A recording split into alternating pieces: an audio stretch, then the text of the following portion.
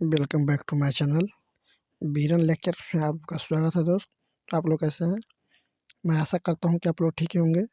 तो आप लोग जैसा कि जानते हैं कि बिहार बोर्ड 10वीं का एग्ज़ाम स्टार्ट हो चुका है। तो आज यानी 14 फरवरी 2023 को मैथ का पेपर था और कल 15 फरवरी को साइंस का पेपर होने वाला है। तो इसका कुछ साइंस का कुछ ऑब्जेक्टिव यानी सब्जेक्टिव क्वेश्चन है जो इम्पोर्टेंट है एग्ज़ाम के व्यू से।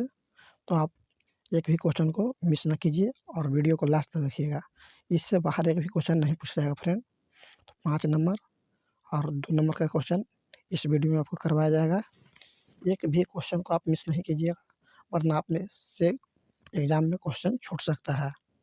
तो चलिए समय को नहीं गंवाते हुए, क्योंकि आपके पास समय बहुत कम है। तो आज के अपने सबसे फर्स्ट नंबर क्वेश्चन आपको स्क्रीन पर दिख रहा होगा।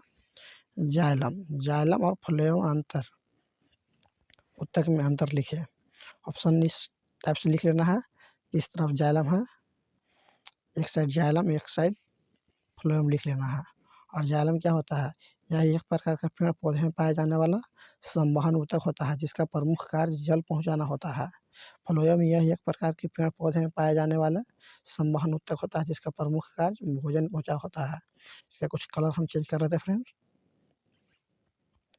तो अगली है, जाइलम को कोशिका मृत होती है, फ्लोएम की कोशिका जीवित होती है। जाइलम का दाब ऋणात्मक होता है, फ्लोएम का दाब धनात्मक होता है। जाइलम के ऊतक को दारू, इसे कुछ जूम कर लेते हैं जिससे साफ साफ दिखाई दे आप लोग को। और थर्ड में जाइलम का दाब ऋणात्मक होता है, फ्लोएम का दाब धनात्मक होता है। जाइलम के ऊतक को दारू और फ्लोएम के ऊतक को वाष्प कहते हैं। जाइलम की गति नीचे से ऊपर की ओर होती है, फ्लोएम की गति सभी दिशाओं में होती है और होती है। अगली नेक्स्ट क्वेश्चन पे चलते हैं दोस्त। नेक्स्ट क्वेश्चन आपको स्क्रीन पर दिख रहा होगा, 2 नंबर का क्वेश्चन है। उपाप उपापचय क्या है? उपापचय क्या है? आपको स्क्रीन पर दिख रहा है उपापचय क्या है? जीवों के शरीर में संपन्न होने वाली सभी रासायनिक प्रक्रिया को उपापचय कहा जाता है। यह मुख्यतः 2 प्रकार का होता है। कितने प्रकार का होता है दोस्त? 2 प्रकार का। उपापचय इसमें अणु जुड़ता है, अपचय इसमें अणु टूटता है। नेक्स्ट क्वेश्चन, अगले क्वेश्चन को चलते हैं दोस्त। आरबीसी,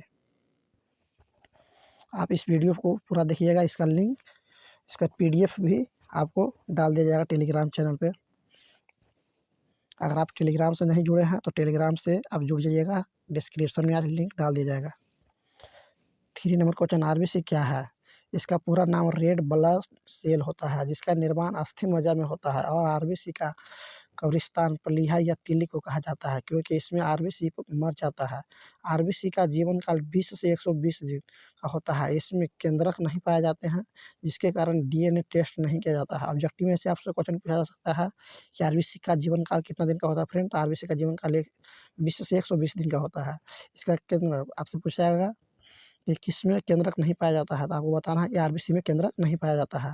इसमें केंद्रक नहीं पाया जाता है। आरबीसी को एरिथ्रोसाइट भी कहा जाता है। इसका प्रमुख कार्य शरीर की कोशिकाओं में ऑक्सीजन पहुंचाना होता है। नेक्स्ट क्वेश्चन पे चलते हैं दोस्त। 4 नंबर क्वेश्चंस। 4 नंबर क्वेश्चन आपको क्या बोल रहा है? डब्ल्यूबीसी। डब्ल्यूबीसी क्या है? इसका पूरा नाम व्हाइट ब्लड सेल होता है जिसका निर्माण अस्थि मज्जा में होता है और मृत्युपलिया होता है। इसका जीवन काल 1 से 4 दिन का होता है।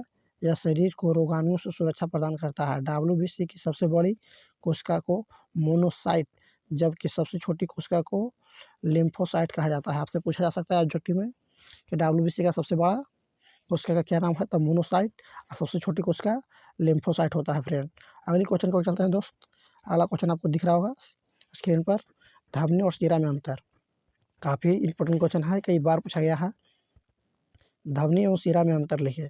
धमनी एवं शिरा में निम्नलिखित अंतर, एक तरफ धमनी लिख देना है, दूसरी तरफ शिरा। धमनी के शुद्ध रक्त पाया जाता है, शिरा से अशुद्ध रक्त पाया जाता है।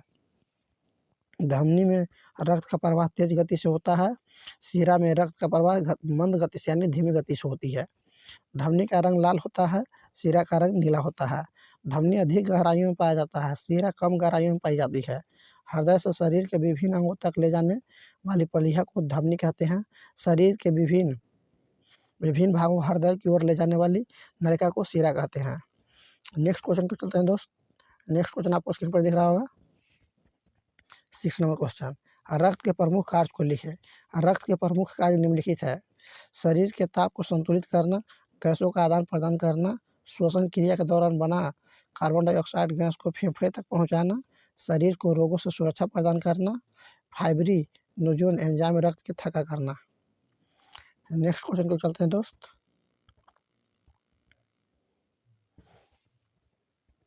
लसिका क्या है, इसका प्रमुख कार्य को लिखें। यह एक गाढ़ा तरल पदार्थ होता है जिसका रंग प्लाज्मा के जैसा हल्का पीला होता है। इसमें प्रोटीन की मात्रा कम पाई जाती है जबकि डब्ल्यूबीसी की मात्रा अधिक पाई जाती है। इसमें धमनी और शिरा नहीं पाए जाते हैं बल्कि लसिका वाहिनी पाई जाती है। प्रमुख कार्य है धमनी का घाव को भरना, ऊतक की कोशिकाओं को नम रखना, पोषक तत्व में एवं हार्मोन का वहन होना। अगले क्वेश्चन को चलते हैं दोस्त। सारे क्वेश्चन बायोलॉजी से करवाया जा रहा है। उत्सर्जन क्या है, मानव शरीर का प्रमुख उत्सर्जन अंग का नाम लिखिए। शरीर के द्वारा उपचयी क्रिया के फलस्वरूप उत्पन्न गंदे पदार्थ को शरीर से बाहर करने की प्रक्रिया को उत्सर्जन कहा जाता है। मानव का प्रमुख उत्सर्जी अंग निम्नलिखित है। त्वचा, फेफड़ा, यकृत। उत्सर्जी अंग का नाम लिखने के लिए बोले फ्रेंड, त्वचा, फेफड़ा या यकृत। अगले क्वेश्चन को चलते हैं दोस्त। डायलिसिस एक मशीन होता है। डायलिसिस मशीन क्या है। अगर किसी व्यक्ति को चोट लग जाने के कारण उच्च रक्तचाप बढ़ जाने से किडनी क्षतिग्रस्त हो जाती है और अपना कार्य करना बंद कर देता है, जिसके कारण शरीर के अंदर जहरीला पदार्थ की मात्रा बढ़ जाती है, अतः इसके निष्कासन के लिए जिस मशीन का प्रयोग किया जाता है उसे डायलिसिस मशीन कहा जाता है फ्रेंड। अमाशय, ये भी काफ़ी इंपॉर्टेंट क्वेश्चन है, कई बार पूछा गया है एग्जाम में। अमाशय में HCl अम्ल की क्या भूमिका है। अमाशय में HCl अम्ल की बहुत बड़ी भूमिका होती है।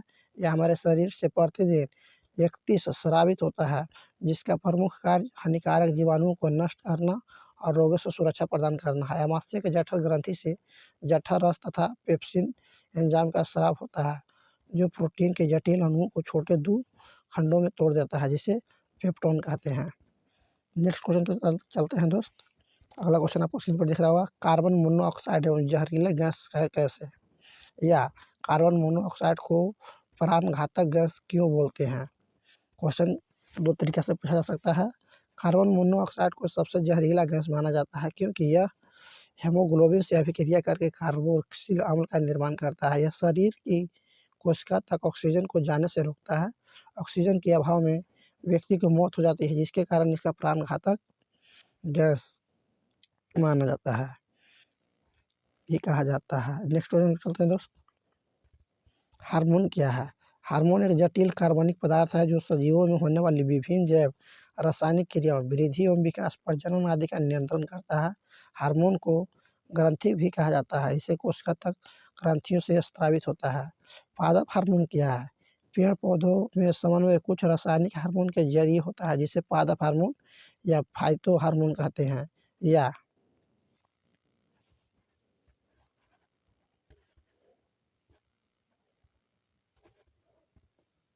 पौधों के बीच जैव क्रियाओं से समन्वय स्थापित करने के लिए जिस रासायनिक पदार्थ का प्रयोग किया जाता है उसे पादप हार्मोन कहते हैं।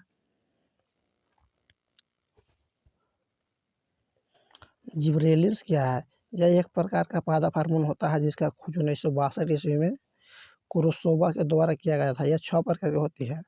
G1, G2, G3, G4, G5, G6 तक। प्रमुख कार्य बौना पौधों को लंबा करना, तने की लंबाई को वृद्धि करना, बीज अंकुरण से सहाय करना, बीज रहित फल का विकास करना, पत्ती को चौड़ा एवं मोटा करना। नेक्स्ट क्वेश्चन आपको दिख रहा होगा 15 नंबर क्वेश्चन।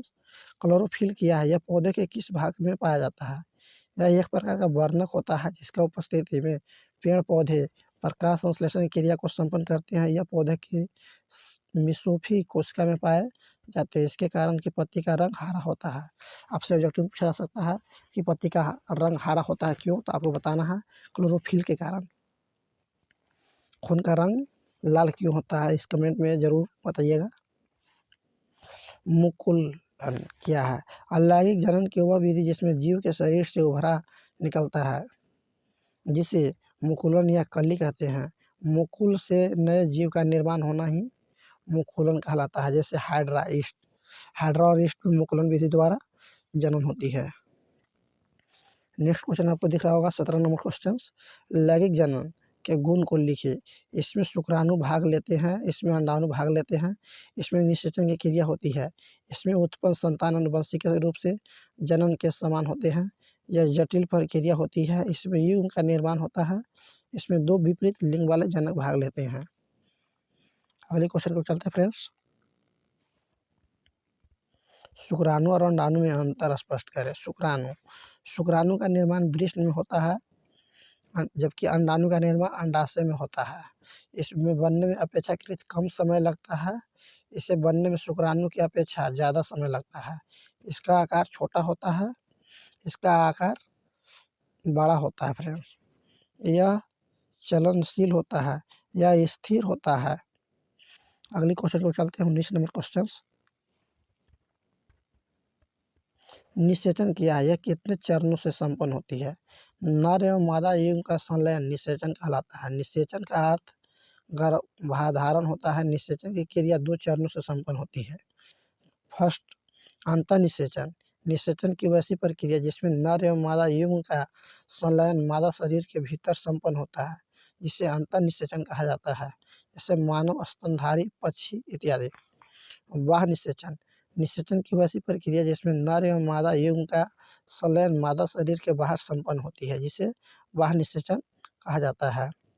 इसमें मेढक आते हैं, मछली, मच्छर, शैवाल इत्यादि। नेक्स्ट क्वेश्चन को चलते हैं। परागन क्या है। जब किसी पुष्प का परागकण निकलकर किसी दूसरे पुष्प या फिर किसी दूसरे पौधे के पुष्प तक पहुंचता है तो इस क्रिया को परागन कहते हैं। परागन की क्रिया 2 विधि द्वारा होती है, स्वपरागन, परपरागन। परागन क्रिया कितनी विधि द्वारा होता है फ्रेंड्स, 2 विधि द्वारा। बायोलॉजी से बीसी ऑब्जेक्टिव क्वेश्चन 2 नंबर वाला करवा दिया गया है। फिर चलते हैं आगे आपको स्क्रीन पर।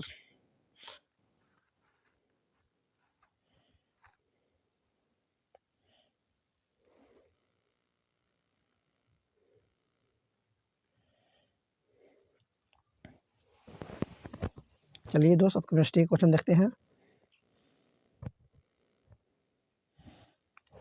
सबसे फर्स्ट नंबर क्वेश्चन, भास्मिक लवण क्या है। जब एक दुर्बल अम्ल की अभिक्रिया प्रबल भास्म के साथ कराने पर जो लवण प्राप्त होता है वह भास्मिक लवण कहलाता है। दुर्बल अम्ल प्लस प्रबल भास्म, भास्मिक लवण प्लस जल।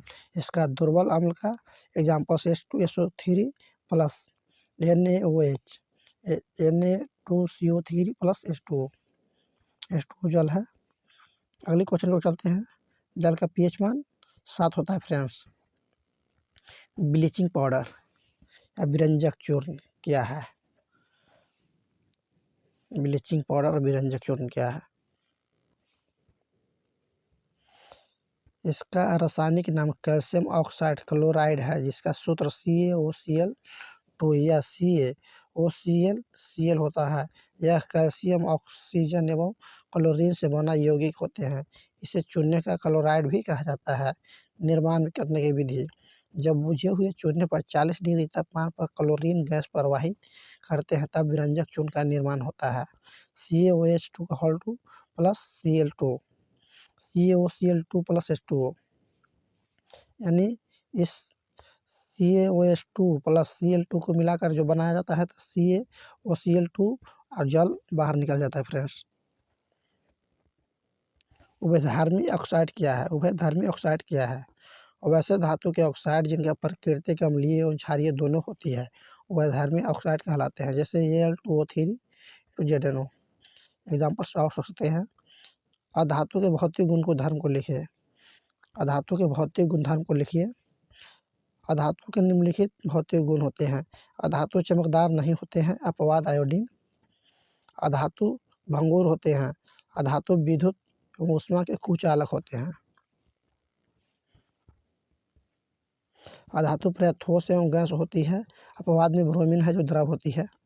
अधातु का गलनांक एवं क्वथनांक निम्न होती है। अगली नेक्स्ट क्वेश्चन को चलते हैं फ्रेंड्स। 5 नंबर क्वेश्चन, आयनिक यौगिक का गलनांक एवं क्वथनांक ऊंच होते हैं क्यों। क्योंकि आयनिक यौगिक का निर्माण धन आयन एवं ऋण आयन से होती है, जिसके कारण यह मजबूत होते हैं, जिसके इसका गलनांक एवं क्वथनांक उच्च होती है, इसीलिए यह भंगुर भी होती है। खनिज किसे कहते हैं? अगला क्वेश्चन आपको स्क्रीन पर दिख रहा होगा, 6 नंबर क्वेश्चन। खनिज ऐसे भौतिक पदार्थ हैं जो खान से खोद कर निकाले जाते हैं। यह पृथ्वी की सतह में विद्यमान हर धातु युक्त ठोस को खनिज कहते हैं। कुछ उपयोगी खनिज पदार्थ के नाम लोहा, आवरक, कोयला, बॉक्साइट, नमक जस्ता चूना पदार्थ, पत्थर इत्यादि है। आप लोग लोहा का अयस्क, 2 अयस्क का नाम बताइएगा कमेंट में, और बॉक्साइट किस चीज़ का अयस्क है? ये 2 क्वेश्चन का आंसर आप लोग कमेंट में बताइएगा फ्रेंड्स। अयस्क किसे कहते हैं? वे खनिज जिसे धातु आसानी से तक कम खर्च से प्राप्त की जा सकती है, वह अयस्क कहलाता है। सभी अयस्क खनिज है, लेकिन सभी खनिज अयस्क नहीं होते हैं। यह क्वेश्चन 2023 में कन्फर्म पूछा जाएगा, इसमें नो डाउट। भर्जन या जारन, भर्जन या जारन किसे कहते हैं? सल्फाइड अयस्क को वायु की उपस्थिति से अधिक ताप पर गर्म करने से यह ऑक्साइड अयस्क में बदल जाता है और वाष्पशील अशुद्धि बाहर हो जाती है। इस क्रिया को ही भर्जन या जारन कहते हैं। जैसे जिंक बैलेंस, Zn+O2, ZnO+SO2। ये क्वेश्चन भी 2023 में पूछा जा सकता है। सब काफ़ी इंपॉर्टेंट क्वेश्चन है, कई बार पूछा गया फ्रेंड्स, इस पर थोड़ा फोकस कीजिएगा। निस्तापन किसे कहते हैं? कार्बोनेट अयस्क को सीमित वायु की उपस्थिति में अधिक ताप पर गर्म करने से ऑक्साइड अयस्क की प्राप्ति होती है और इसे वाष्पशील अशुद्धि बाहर हो जाती है। Zinc balance, ZnCO3, ZnO+CO2, carbon dioxide अलग हो जाता है।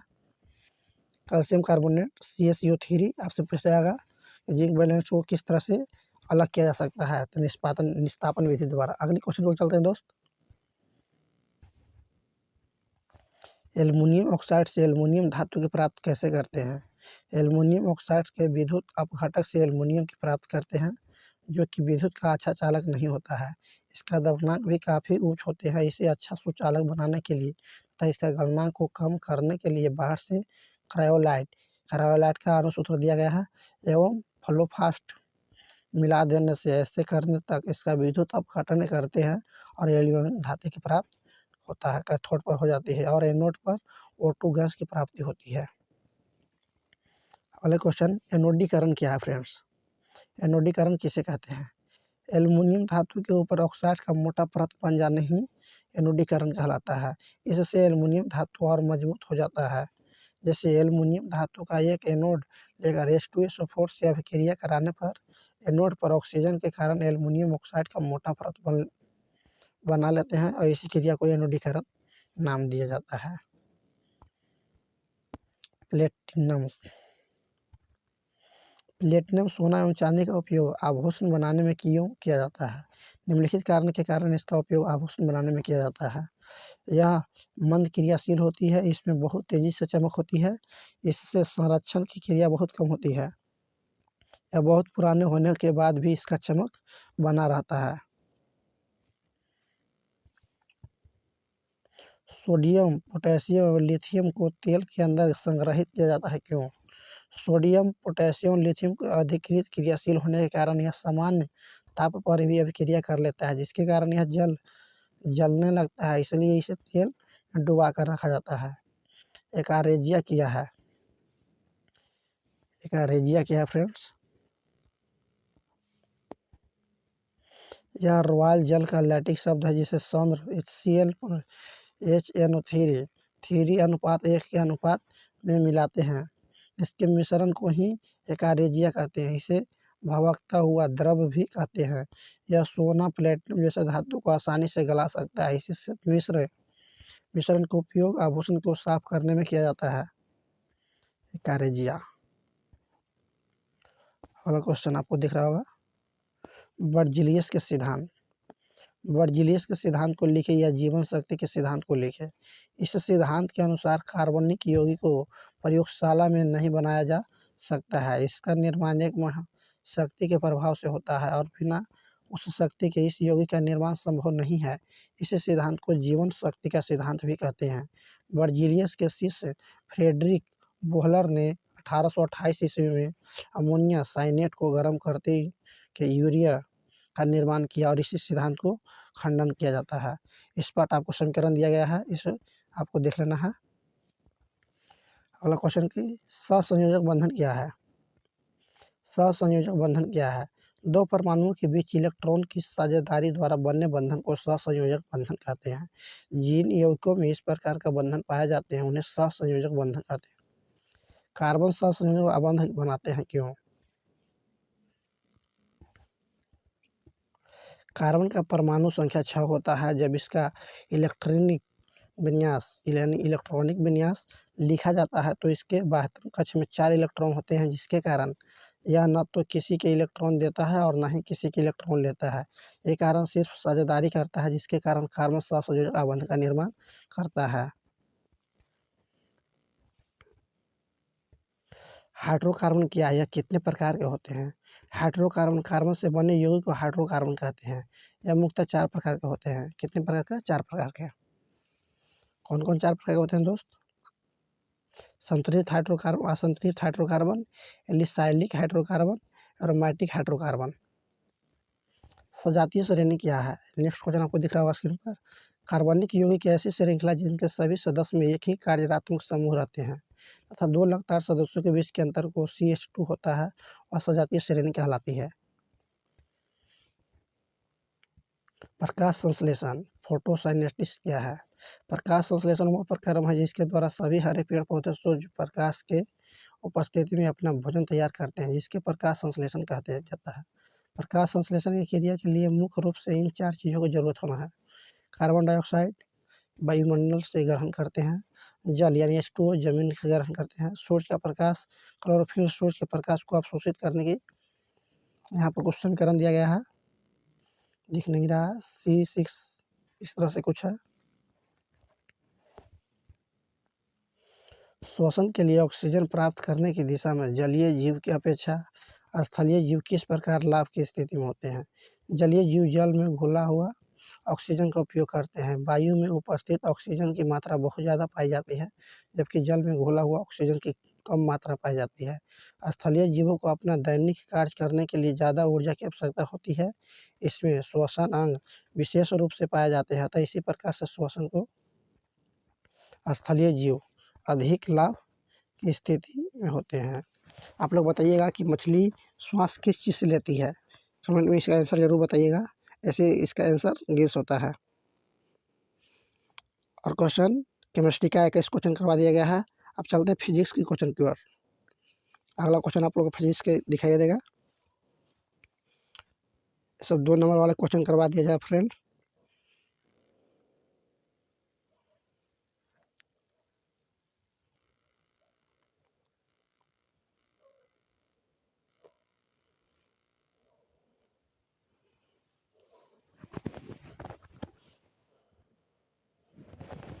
प्रकाशीय माध्यम किसे कहते हैं? यह एक ऐसा क्षेत्र होता है जहाँ से प्रकाश की किरणें निकलकर क्षेत्र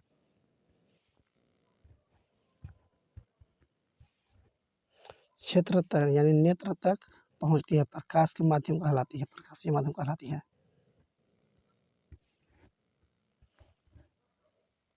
जैसे हवा, पानी, कांच, अल्कोहल, हीरा इत्यादि। प्रकाशीय माध्यम 2 प्रकार के होते हैं। प्रकाशीय माध्यम कितने प्रकार की होती है? 2 प्रकार के, समांगी माध्यम और विसमांगी माध्यम। अगले क्वेश्चन को चलते हैं फ्रेंड्स। विचलन कोण किसे कहते हैं? आपतित किरण के बढ़ाए गए भाग से परावर्तित किरण तक जो कोण बनाता है उसे विचलन कोण कहते हैं। विचलन कोण डेल्टा से डेल्टा सूचित किया जाता है 180 डिग्री यानी 2i। यह 2 तरीके से बनता है, घड़ी की दिशा में, घड़ी की विपरीत दिशा में, क्लॉकवाइज एंटी क्लॉकवाइज, इसे इंग्लिश में बोला जाता है फ्रेंड्स। यदि परावर्तन का कोण 80 डिग्री हो तो विचलन कोण का मान कितना होगा? परावर्तन के नियम से हम लोग जानते हैं आपतन कोण बराबर परावर्तन कोण। आपतन कोण 80 डिग्री दिया गया है तो विचलन कोण बराबर यानी डेल्टा बराबर 180 माइनस 2i हम लोग जानते हैं। 180 माइनस 2 गुना i का वैल्यू 60 यानी 80 डिग्री दे दिया गया है। तो इसे जब 180 माइनस 80 को 2 से मल्टीप्लाई किया जाता है तो 160 आता है। इसका 180 में से 160 माइनस किया गया, इसका राइट आंसर ऑप्शन बी होगा, यानी 20। अगले क्वेश्चन को चलते हैं फ्रेंड्स। वास्तविक प्रतिबिंब और काल्पनिक प्रतिबिंब में अंतर लिखें। वास्तविक प्रतिबिंब यह वास्तविक कटान से बनता है, यह काल्पनिक कटान से बनता है, यह हमेशा उल्टा बनता है, यह हमेशा सीधा बनता है। इसे पर्दा पर उतारा जा सकता है, इसे पर्दे पर नहीं उतारा जा सकता है। यह दर्पण के सामने बनता है, यह दर्पण के पीछे बनता है।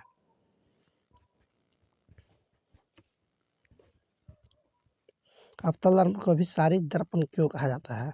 अवतल दर्पण को प्रधान अक्ष के समानांतर आती प्रकाश की किरणें परावर्तन के बाद एक बिंदु पर जमा हो जाती है, इसीलिए अवतल दर्पण को अभिसारी दर्पण कहा जाता है। उत्तल दर्पण को अपसारी दर्पण क्यों कहा जाता है? उत्तल दर्पण को प्रधान अक्ष के समानांतर आती प्रकाश की किरणें किरणें परावर्तन के बाद एक बिंदु से फैली हुई प्रतीत होती है, इसलिए उत्तल दर्पण को अपसारी दर्पण कहा जाता है। अगली क्वेश्चन को चलते हैं दोस्त। गाड़ी की हेडलाइट में अवतल दर्पण का उपयोग क्यों किया जाता है? जब प्रकाश की किरण को फोकस से भेजा जाता है तो वह प्रधान अक्ष के समानांतर हो जाती है। इसी गुण के कारण अवतल दर्पण का उपयोग गाड़ी के हेडलाइट में किया जाता है। प्रतिबिंब किसे कहते हैं? किसी बिंदु स्रोत से आती प्रकाश की किरणें लेंस से अपवर्तन के बाद जिस बिंदु पर एक दूसरे को काटती है या जिस बिंदु से आती हुई प्रतीत होती है, उस बिंदु स्रोत का प्रतिबिंब कहते हैं। उत्तल दर्पण का उपयोग स्ट्रीट लाइट में क्यों किया जाता है? जब प्रकाश की किरण को प्रधान अक्ष उसके समानांतर भेजते हैं तो सभी प्रवर्तित किरण फोकस से फैली हुई प्रतीत होती है। इसी गुण के कारण ही उत्तल दर्पण का उपयोग स्ट्रीट लाइट में किया जाता है। लेंस की क्षमता से आप क्या समझते हैं? किसी लेंस के प्रधान अक्ष के समानांतर आ रही प्रकाश की किरण को लेंस जितना अधिक विचलित करता है उसे लेंस की क्षमता कहा जाता है। लेंस के दो फोकस दूरी को व्युत्क्रम को लेंस की क्षमता कहते हैं। इसका ऐसा मात्रा डायप्टर होती है। वायुमंडलीय अपवर्तन क्या है? वायुमंडल में सभी जगह का तापमान एक समान नहीं होता है, जिसके वायुमंडलीय में जब प्रकाश की किरणें एक माध्यम से दूसरे माध्यम में प्रवेश करती है तो वायुमंडल में ही इस प्रकार अपवर्तन हो जाता है। तो वायुमंडल में होने वाली इस अपवर्तन को ही वायुमंडलीय अपवर्तन कहते हैं। सूर्योदय और सूर्यास्त के समय सूर्य का अंडाकार दिखता है, जबकि दोपहर के समय में गोल दिखता है, क्यों? सूर्य सूर्योदय और सूर्यास्त के समय वायुमंडलीय अपवर्तन अधिक और असमान रूप से होता है, जबकि दोपहर के समय लंबवत प्रकाश की किरणें गिरती है, जिसके कारण वायुमंडलीय अपवर्तन न के बराबर होता है। यही कारण है कि सूर्योदय और सूर्यास्त के समय सूर्य अंडाकार दिखलाई देता है, जबकि दोपहर के समय सूर्य गोलाकार दिखलाई देता है। समंजन क्षमता से आप क्या समझते हैं? 2023 की काफी इंपोर्टेंट क्वेश्चन। आँखों की ऐसी क्षमता जिसके नेत्र लेंस की फोकस दूरी अपने आप बदलती रहती है, जिसे दूर और नज़दीक स्थित बिंदु को हम साफ-साफ देख पाते हैं, समंजन क्षमता कहलाता है। तीव्र प्रकाश वाले कैमरे से मंद प्रकाश वाले कैमरे में जाने पर वहां रखी वस्तुओं को स्पष्ट देखने में कठिनाइयां होती है, क्यों? जब तीव्र प्रकाश वाले कैमरे से होते हुए तो नेत्र की पुतली सिकुड़ होती है, सिकुड़ छोटी हो जाती है, जिससे फैलकर वास्तविक स्थिति से आने से कुछ समय लग जाता है। यही कारण है कि तीव्र प्रकाश वाले कैमरे से कम प्रकाश वाले कैमरे जाने से वहीं रखी वस्तु को स्पष्ट देखने कठिनाइयाँ होती है। यानी फिजिक्स का 2 नंबर वाला क्वेश्चन बायोलॉजी, केमिस्ट्री और फिजिक्स से करवा दिया गया है। अगर आपको वीडियो अच्छा लगा तो वीडियो को, चैनल पे आप पहली बार आए हैं तो चैनल को सब्सक्राइब कर दीजिएगा और साइड के बेल आइकन प्रेस कर दीजिएगा, ताकि जब भी मैं वीडियो लेकर आऊँ तो वीडियो को सबसे नोटिफिकेशन सबसे पहले आप तक पहुँचे। और ज़्यादा से ज़्यादा दोस्तों तक शेयर कीजिए, ताकि उनका भी एक भी क्वेश्चन एग्जाम में ना छूटे। और ऑल सब्जेक्ट का इसी तरह से वीडियो अपलोड किया जाएगा। और इसका पीडीएफ अगर लेना चाहते हैं तो डिस्क्रिप्शन में टेलीग्राम का लिंक डाल दिया जाएगा। टेलीग्राम पर हर चीज़ का पीडीएफ आपको मिल जाएगा फ्रेंड्स। और कल से जितना एग्ज़ाम होगा उस सब का आंसर भी मिलवाया जाएगा। इस वीडियो में यहीं तक, फिर मिलते हैं अगले वीडियो में, तब तक के लिए धन्यवाद।